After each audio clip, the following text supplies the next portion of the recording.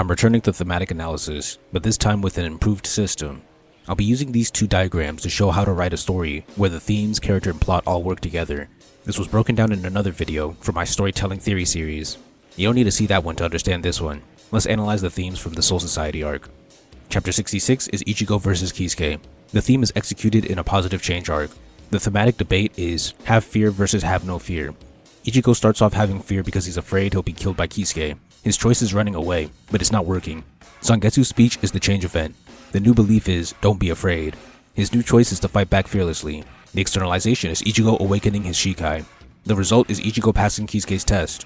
As a theme, this gets an A+, but as a movie, it's not complete.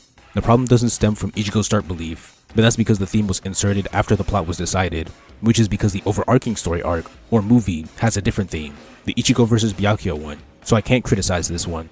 The idea of no fear and resolve comes up again in 96 and 108, fights against Renji and Kenpachi. Chapter 95 to 98 is Ichigo vs Renji. This is executed as a debate. The thematic debate is you can't save her versus I can save her. Renji believes Ichigo can't save Rukia. His backstory is him never being able to catch up to Byakuya, the main supporter of Rukia's execution. He's projecting onto Ichigo, if I can't do it, you can't either. His choice is to obey orders and let the execution happen, which creates the conflict. Ichigo believes that he can save her, and he chooses to fight the Shinigami. After the win, Renji has a character arc and joins Ichigo in the belief that he can save her. Ichigo gets the win, but the climactic action of Getsuga is barely related to the theme. This debate can be brought into give up versus never give up, and I could argue that Ichigo won by never giving up, but that's weak. There were no unique representations of not giving up in this fight. I'll give this an A- or A, because I love how Renji's backstory influences his belief, how he projects, and how he changes to Ichigo's side. Ignoring execution and looking at the idea isn't very strong because it isn't something you can build an arc or movie around. It's always a late insert theme, even in other manga like Naruto Hero and Clover. But once again, this fight can get away with it because the broader arc has a powerful theme, so inserting lesser themes into lesser fights is acceptable. Chapter 111 to 113 has the fight against White and Kenpachi. This is a positive change and a debate. The arguments are fight with your spirit versus fight alone. I'll start with the arc. Ichigo starts off fighting alone. His backstory is ignorance. He didn't know better. His problem is that he can't be Kenpachi. He almost dies too. The change event is White's speech to him, calling out his lack of care for Zangetsu as a spirit. Ichigo changes his belief and gets to know Zangetsu. This is first externalized by Ichigo getting his sword in the training against White. Then in the real world, it's externalized by Zangetsu giving Ichigo a power boost. The result is Ichigo wins the fight. Then, the debate side. Kenpachi's backstory is that he stole his Zanpakuto and never gave it a name.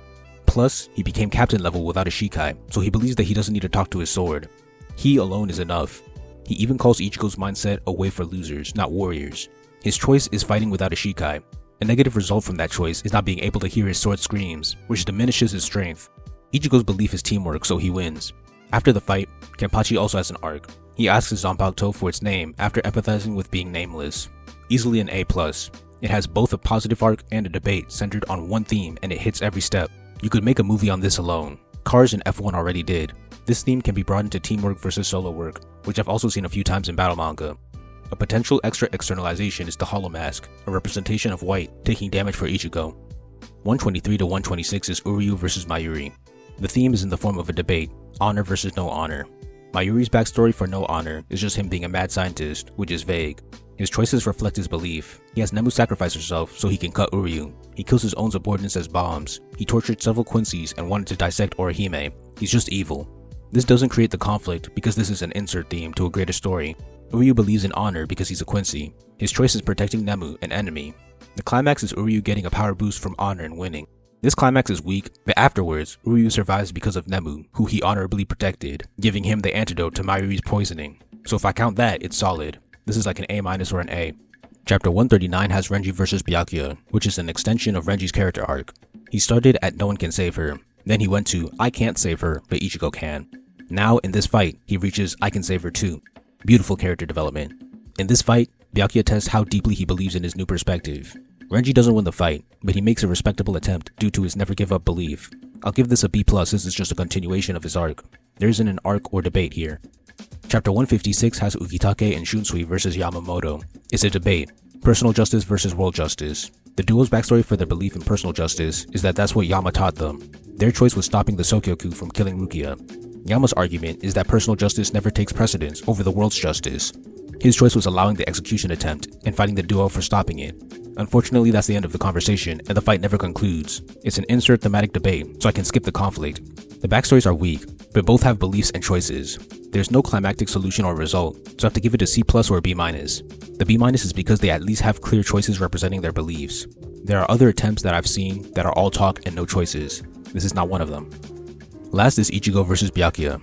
The entire arc is based around this one thematic debate of bonds over the law versus law over bonds. Byakuya has the backstory of being a noble. This makes him believe that he has to uphold the law. He makes the choice to capture and later execute his own sister, proving his dedication to his belief. This is a problem for Ichigo, who is friends with Rukia.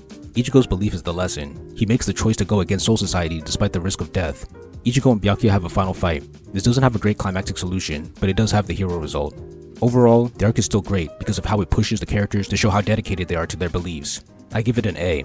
It'd be an A+ if the climax landed. Okay, so now I've got some edits based on this analysis. The first is surrounding Kenpachi's arc. He switched from solo work to teamwork, so my edit is that he should have completed that arc with new actions. In other words, he should have awakened his Shikai after learning his Zanpakuto's name. The perfect moment for that would have been Kenpachi versus Tosen. He already beat him in the story. Imagine how much more impactful it would have been if he beat him by unlocking his Shikai, which is a payoff to his character arc. It would have been beautiful. My second edit is for Renji. Renji had an arc, but he never got to pay it off with a win, so my suggestion is to have Renji fight alongside Ichigo against Byakuya. Not only would this allow him to fulfill I can save her, but it would make the Byakuya thematic debate stronger. As I said, the climax of the fight doesn't represent bonds in any way, but if Ichigo and Renji teamed up, even just for the final blow, that would represent bonds. They bonded over trying to save Rukia, someone they each have a bond with. It would be perfect and even more satisfying than the current climax. The last edit isn't related to themes, but I don't think there's enough substance to dedicate a video to it. Chad should have beaten Komamura before losing to Shunsui. Both Ichigo and Uryu beat a captain. Chad should have too, and Komamura is the perfect candidate because his powers are raw strength. It wouldn't be hard to believably write Chad, also a representation of raw strength, beating Komamura. I would also have him beat Iba first, the lieutenant. Komamura also works because he doesn't have a solid fight in the arc anyway. He fights Kenpachi temporarily, but it's mostly off-screen and he leaves the fight, leaving it inconclusive and giving him barely any action time. When Bleach attempts a theme, it almost always sticks the landing. The shooting percentage here is higher than in the first arc, but the first arc had more creativity. One of my personal issues with these themes is the low amount of creativity in the lessons, which stems from my experience with the genre. For example, teamwork versus solo work is what I've seen in 3 other manga: Naruto's Bell Test, MHA's Battle Trial, and BC's Luck Fight. Never give up is a theme I've seen in all 3 of these too: Sasuke vs Orochimaru, MHA Entrance Exam, and the BC Mist Mages. The other 3 stories knocked out those simpler themes early, but Bleach is still doing them past chapter 100.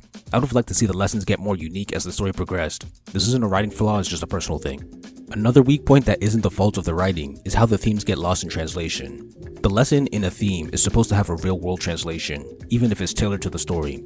For an anime example, look at Sasuke Recovery. The lesson is that you shouldn't abandon your ninja village for power from a person who wants to use you as a tool. We don't have ninja villages in real life, but that lesson translates to you shouldn't abandon your friends and family in order to gain power. That power can translate to fame, wealth, or influence. This real-world translation is easy. A non-anime example would be Ratatouille.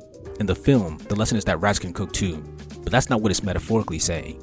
The real-world translation is that even if you have some kind of disadvantage and are an outcast in your field, you can find a way to be successful, like maybe being short as a basketball or volleyball player, or being a woman in a male-dominated field. I believe Bleach doesn't have easy translations, which causes the fans to treat its themes as inferior to its competitors. In the Kenpachi fight, the literal lesson is that Shinigami should work with their Zanpakuto in combat. The metaphorical lesson is that you should work as a team in general. But because the teamwork is so tailored to Shinigami and their swords, rather than 2 regular people fighting together, I think it's easy for it to go over people's heads. The same goes for the Uryu arc before. The literal lesson was that Shinigami and Quincy's are better when they work together. The metaphorical lesson could be translated to different groups are better when they work together rather than fighting each other. In the real world, that could be applied to companies, tribes, ethnicities, or even countries. It's a strong lesson, but I'm betting most viewers didn't catch that translation. Look at the Mod Soul sub-arc, the Grand Fisher fight, and Chad's Awakening fight. They all have lessons literally tailored to the story. This continues with the Sword Spirit development. In the Arrancar and Quincy arcs, Ichigo gets more development about understanding Zangetsu. These are probably screenwriter themes, but how would that translate to real life? Without going back and reading them, even I can't tell you. Meanwhile, when Enies Lobby says don't die for your friends, live for your friends, there's no translation needed. But Naruto vs Gaara says you shouldn't fight for only yourself, you should fight for others, there's no translation needed. I don't think blame should fall on the author for putting the lesson through a creative and unique funnel. It's just unfortunate that viewers don't spend as much time dissecting the meaning. In conclusion, Soul Society is good at executing screenwriters' themes.